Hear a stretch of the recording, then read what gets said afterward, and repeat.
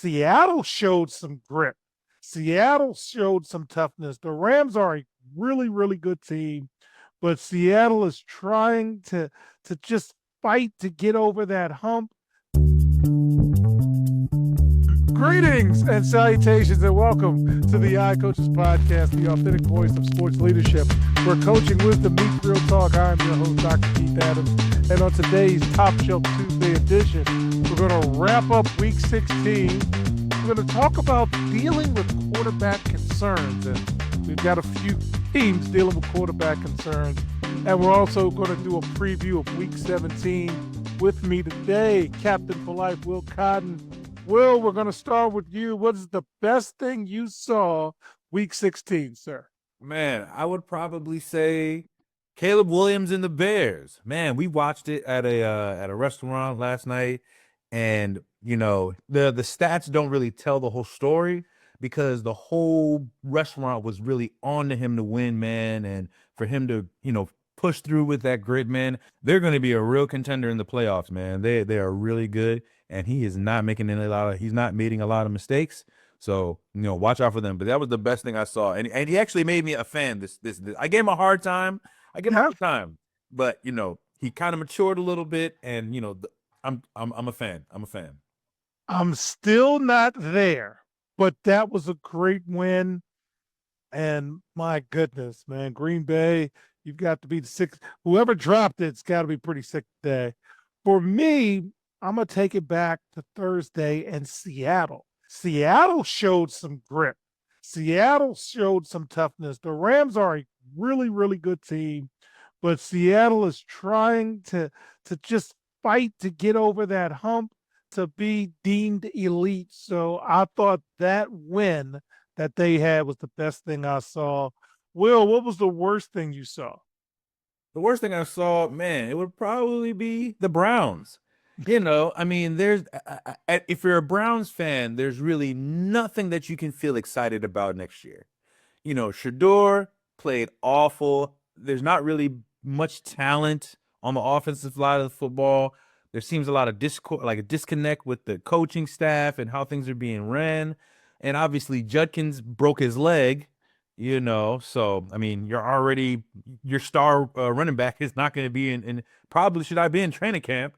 But, these guys are amazing. But, it's just I don't know how you've truly mismanaged the entire season from beginning to end, from the draft to where you have to do drills to be this bad. You gotta, you have to practice. You have to have a plan, a process. I don't know what it is. I've never seen such a year where from the draft all the way to where we're at has just been like a complete embarrassment. And, and they still almost had a chance to win today, which is the messed up part. It doesn't, it's not I don't speak towards like the coaches or the players. It's the organization. They just do not have the great idea of relationships with coaches and players and things like that. It's just, it's terrible. I feel so bad with Cleveland players. And I'm coming from Washington, so take that what you want. So for me, it was either the Rams collapse or the Packers. And then I saw Tampa Bay today. Now, Tampa Bay started off with gangbusters. You had injuries. You had all of these things. But, man, you have gone from the outhouse to the penthouse to the outhouse.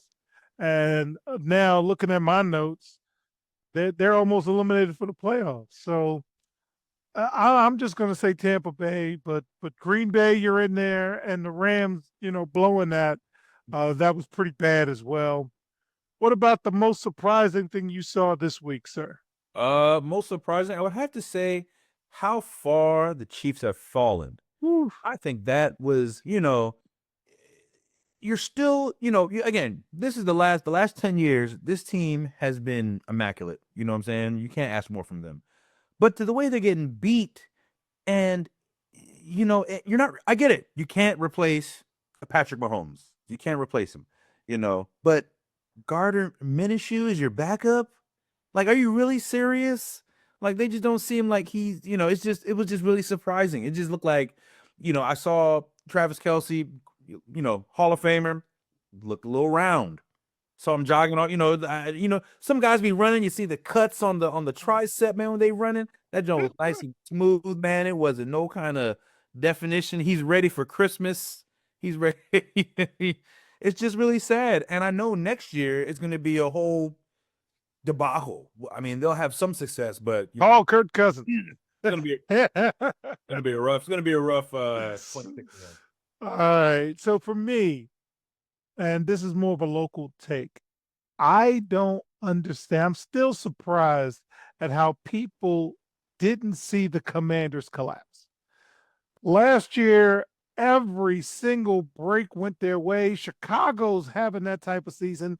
Denver's having that type of season. And then because you hated that dude so much, you didn't do your homework on the new guy. And the new guy doesn't win anywhere he owns.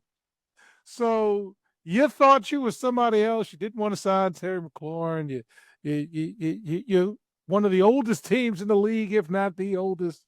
And yeah, you're kind of sticking up the joint now. And next year, you're going to keep hearing about we were this a couple of years ago, and now I don't know if you've got the personnel to make it better because Dan Quinn is still the 28-3 guy. Ain't changed that. Cliff Kingsbury still filled up the ladder. Yeah. So I'm still shocked that I've got to hear, wait till next year. Hey, buddy, next year might be worse. Okay. So with that in mind, in segment 2, we're going to talk about all of the quarterback issues that are on the forefront. And I got my man, the right guy to talk about it with me. We'll be right back on the Hot Coach Podcast. Hi, everyone. Dr. Keith Adams here. And for over 30 years, I've dedicated my life to helping student athletes succeed, not just on the fields and the courts, but in the classroom and beyond. And that's why I founded the CKA Save Project. The CKA Save Project understands that finding the balance between academics and athletics is crucial for long-term success.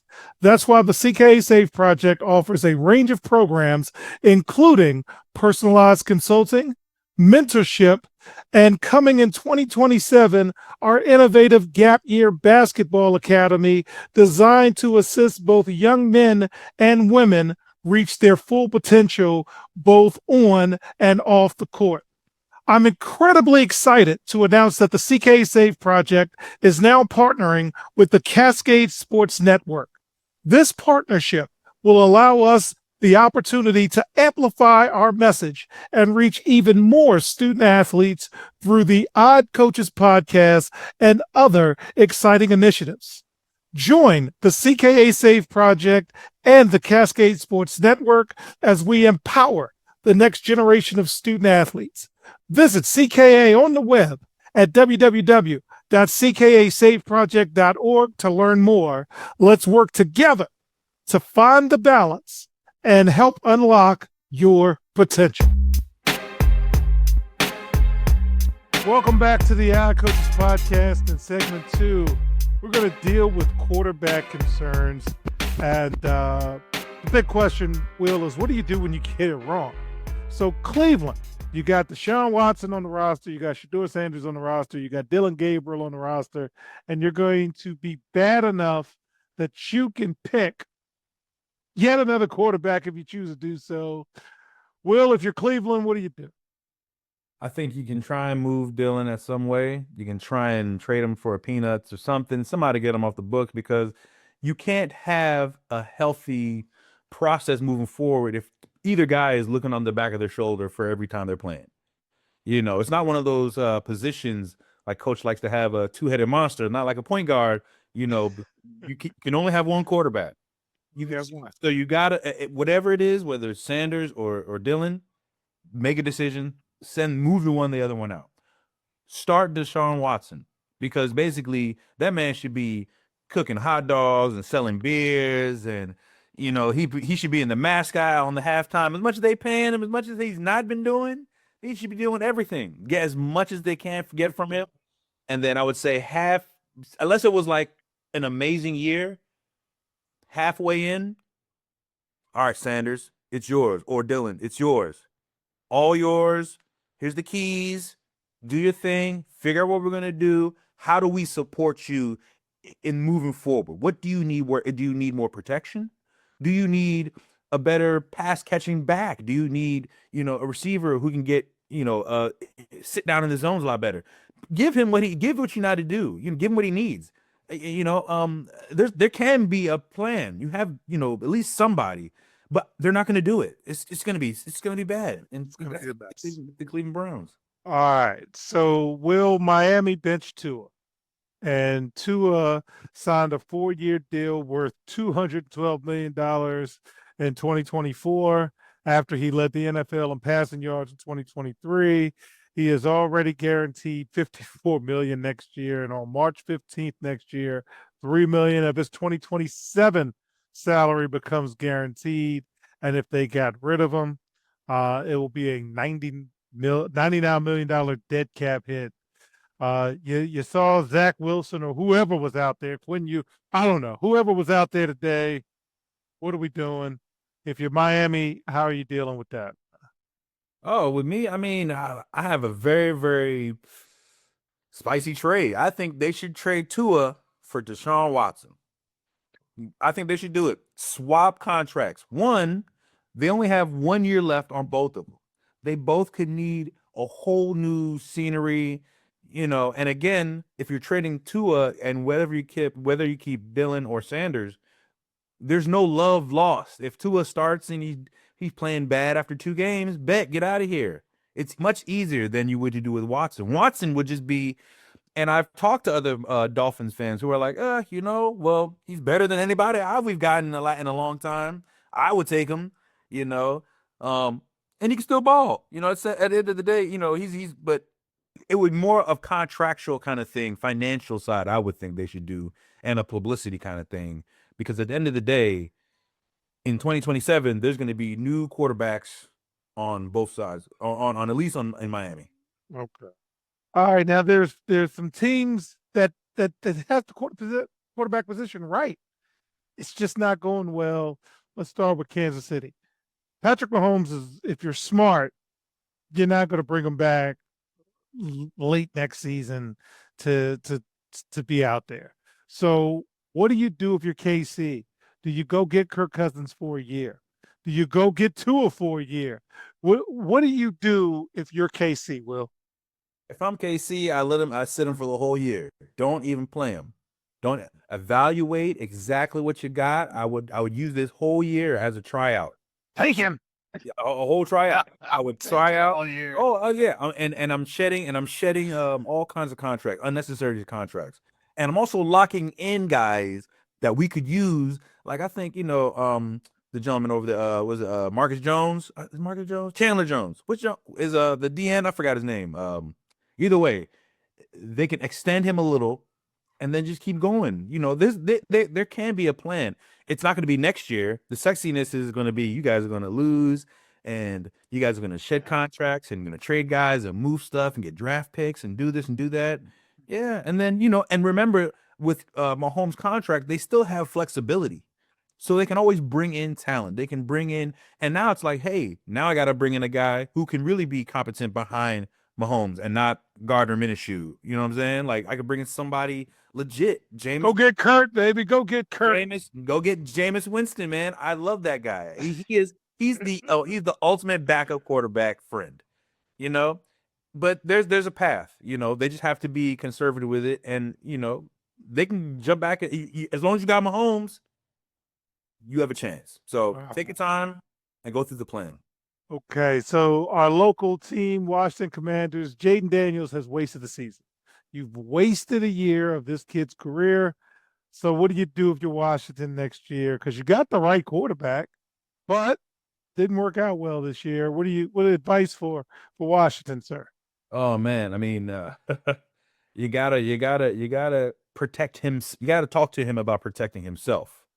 A lot of his injuries that occurred this year were things that carelessness, doing the most, trying to be a hero, and I love it about him. I mean, if you throw a pick and I see my quarterback is sprinting down the sideline to tackle the guy that had the pick, I mean, I have to give him some respect. But end of the day, I don't want you tackling 250 dudes. You know what I'm saying? You know what I'm saying? Or hitting in the turf. Hurting your shoulder or your arm. You know. But I think the best thing about it is he comes like he's a kid with a lot of maturity.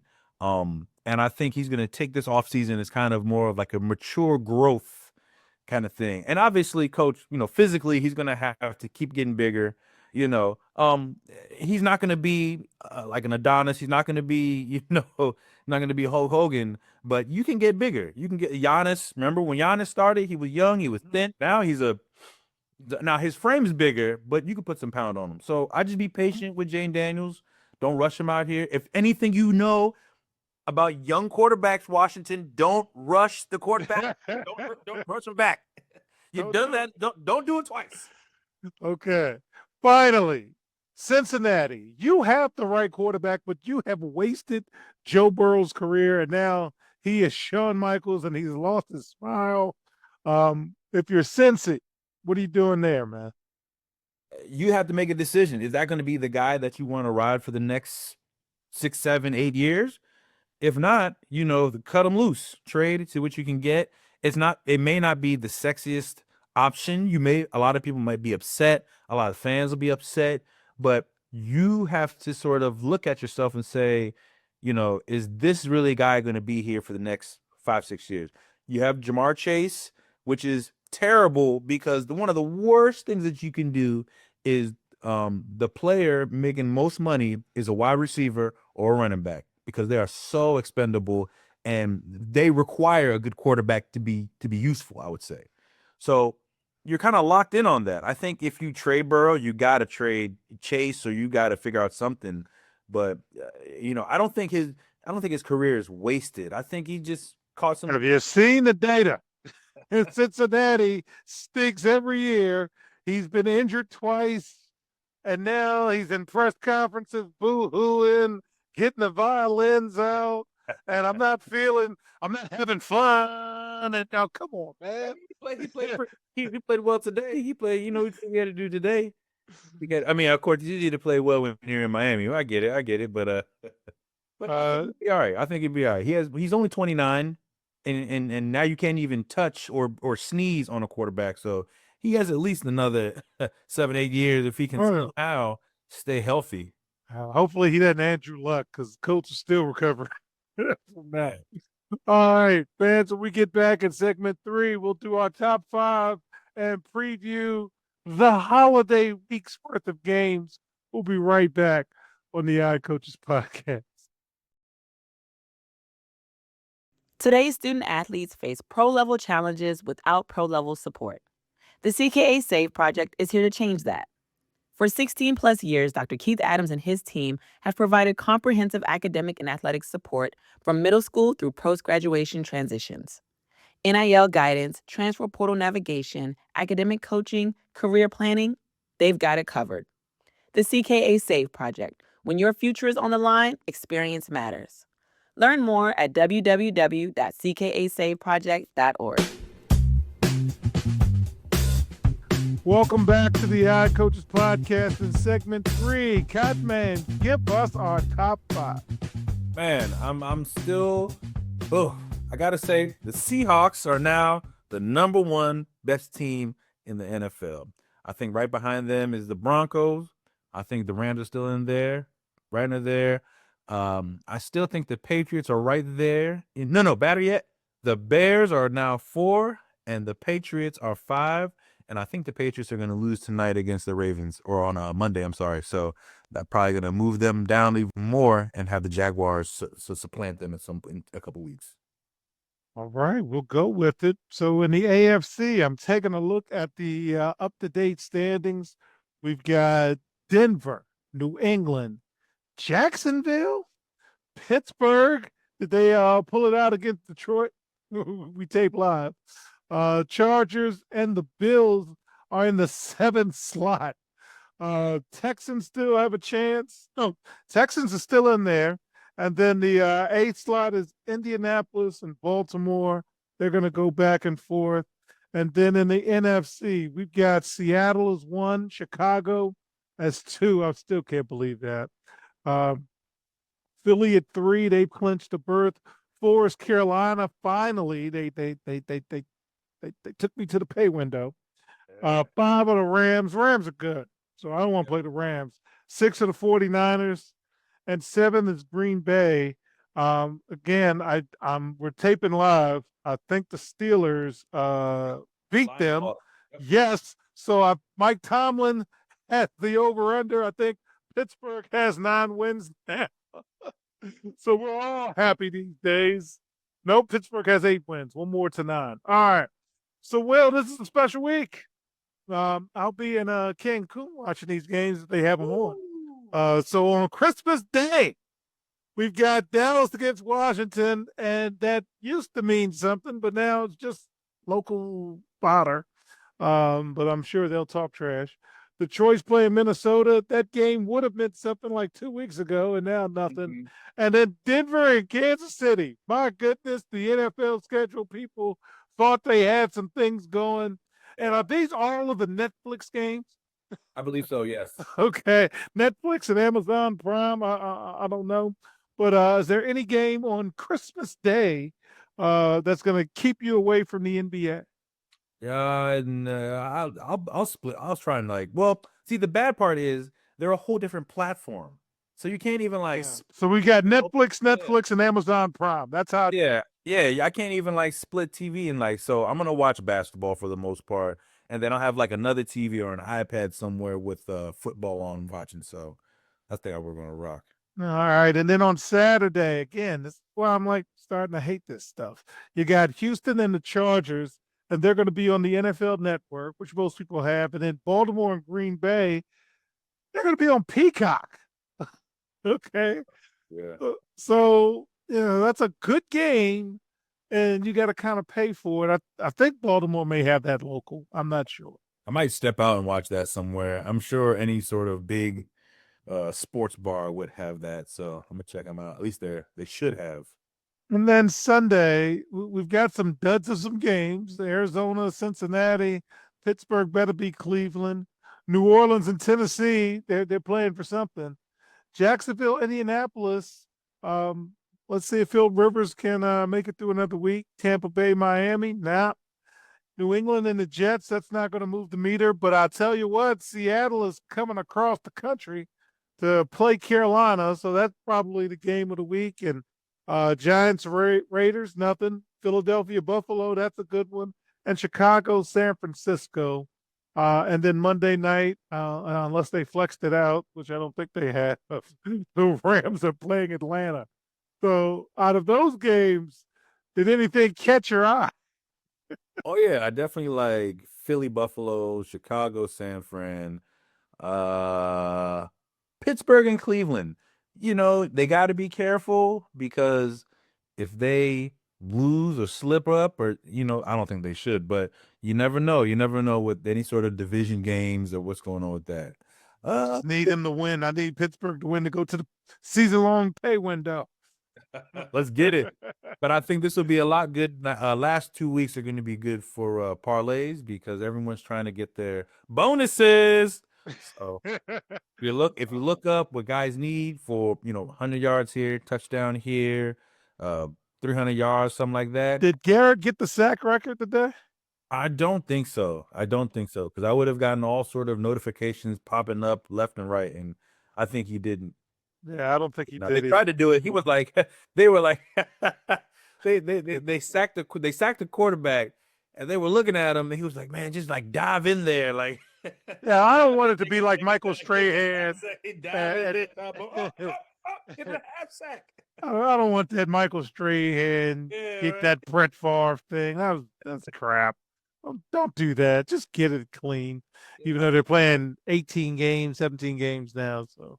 Well, they play. Well, see, you're playing against next week. You're playing against nice, slow Aaron Rodgers. I'm sure. Hey, Aaron Rodgers will say, you know what? Hey, man, I'd be honored, and I mean, you got to earn it. No, you got to earn it. I'm going to give it, but I think Aaron Rodgers would say, I am honored to be part of this, and I need Don't Brett Favre it, even though that is kind of funny that Aaron Rodgers is playing. But no, Garrett has to get the sack. It has to be a true sack. Can't be, one of those fall over things. But, they probably talk to each other before the game. He's like, man, I'm coming for you. And he's like, man, just don't hurt me. If I don't see it coming, don't hit me too hard, man. It's Christmas. Yeah. So I think he gets it this week. And to close out, hey, DK, let's leave the fans alone. Okay. We no, man. Just call security. Yeah. Somebody said something bad. Hey, I need that guy over there to, but please don't be swinging at folks. That's gonna cost you. He's not playing. He might not even play next week. Think about that. Doing, man. Don't do that. And hey, Ed Cooley in the basketball note, no water bottles in the stands either. No. As a coach who's a little fiery, I've been fired up, but I don't want to lose my money. So that's why they give you the cups, coach. Now they give when they used to get in the little cups because they wouldn't hurt nobody. It'd be offensive, but they'd be like, "Hey, man, it's just a cup." But DK walked over there. Nobody asked him to walk over. He grabbed him. Go away. I think he grabbed the person by the hair. No. It was good. And there's no And don't get hit. Will played for me, folks. Go get him. Somebody would have gone and got him or something. So nobody's paying attention. Nobody sees the star wide out talking to the crowd. Where's your teammate? Come on, man. You gotta protect your players, coach. You gotta protect your coach. You gotta protect your players, man. So on behalf of my captain for life, Will Cotton, I'm Dr. Keith Adams, saying thank you for listening and or watching the Our Coaches podcast, the authentic voice of sports leadership where coaching wisdom meets real talk, also seen on the Cascade Sports Network. And we will see you on the sidelines. Until next time, take care. We hope you enjoyed today's show. The iCoaches podcast drops new episodes every Tuesday, Wednesday, and Thursday. Make sure you subscribe to the iCoaches podcast on YouTube, Spotify, and iHeartRadio. Follow the iCoaches podcast on the X platform at iCoaches. Follow Dr. Keith Adams and the CKA Save Project on social media at CKA Save Project. For more information about the CKA Save Project, visit them on the web at www.ckasaveproject.org. See you next time on the iCoaches podcast.